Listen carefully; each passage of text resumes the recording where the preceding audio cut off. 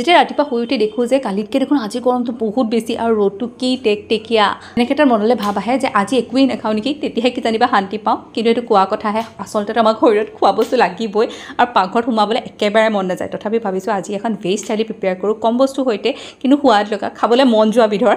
সেইকাৰণে মই প্ৰথমতে দাইলটো উঠাই দিলোঁ, মুগ আৰু মচুৰ দাইলটো ইফালে, আনফালে দুটা আলু লৈ পেলাই একদম স্লাইচকৈ কাটি ল'লোঁ, অকণমান ঠাণ্ডা পানীত তেনেকৈ তিয়াই থৈ দিছোঁ, পিঁয়াজ চব কাটি ল'লোঁ।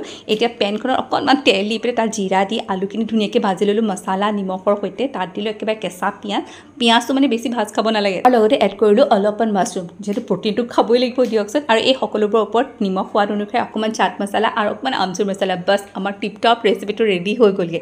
ইফালে দাইলখিনি হুইচেল মৰা হ'লেই নহয়, ভাতটো পাতি দিছোঁ।